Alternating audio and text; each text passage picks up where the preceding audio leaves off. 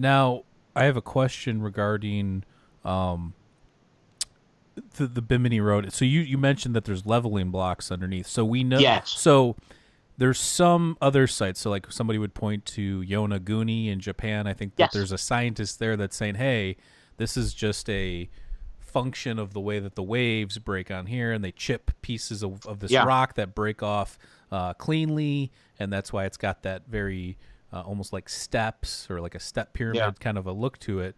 Yeah. What's the difference between like that versus what's going on at Bimini Road? Because obviously I haven't Well, been down there. Maurice hasn't been down there, okay. but so you can make a clear I'd love to distinction. go, you know. Robert Schoch actually is the one who, the geologist who says Yonaguni is natural.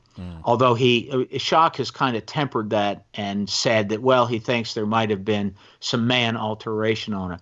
One big difference is this. Yonaguni is a massive single stone that looks like it's been carved into steps and square formations and Right. little channels in between it. But, they're all perfectly straight and so on. And it is very uniform. I have not been to Yonaguni, so I can't talk about it firsthand, but I know it's like one massive piece of stone. Mm-hmm. Bimini, on the other hand, is made up of the blocks there. Most of them are roughly 4 or 5 feet long, 2, 3, 4 feet wide, and about a foot thick, foot and a half thick. So you have all these blocks, and they're many of them are very uniform in that they have straight edges, squared off corners, rectangular and square, and some of them are incredibly uniform, like they've been placed together.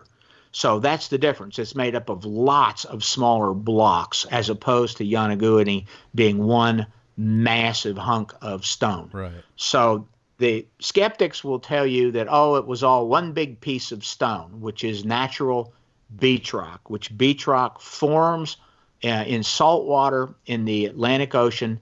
Beach rock forms all the time. You can see it on coastal Bimini if you walk along the coast there, and you'll see it tilting toward deep water. So I'll stick my hand up, and it's like if this is the coastline, the beach rock tilts toward the deep water. Gotcha. Like that. Okay. And the reason is waves come over it with your tides, and as waves come over it, they push sand and they push carbonate material, which then dries, and it also pushes little shells and material on it. And as that stuff dries, the carbonate begins to solidify, and it solidifies the tiny little shells from creatures and broken shell and so on, and it forms rock. And beach rock has always been a great building formation for harbors. In fact, the Romans and the Phoenicians did it in the Mediterranean. That is how they built the hundreds of similar formations in the Mediterranean that are all harbors. And over there, beach rock is sandstone. It's different. But sandstone can also be carbon dated if you can get the shell out of it, and the sandstone solidifies too.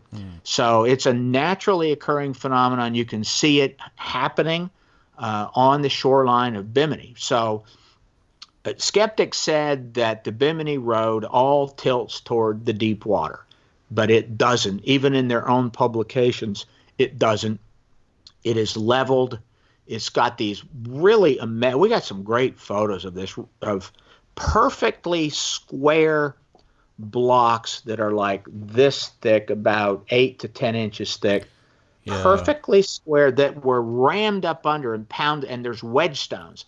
It's like a V-shaped stone that's real big, and they'd stick that under, and then they'd pound that to lift all the blocks on the top up to make them perfectly level. And what I'll do is I'll email you this long report I did on the difference, what the skeptics said and what we found.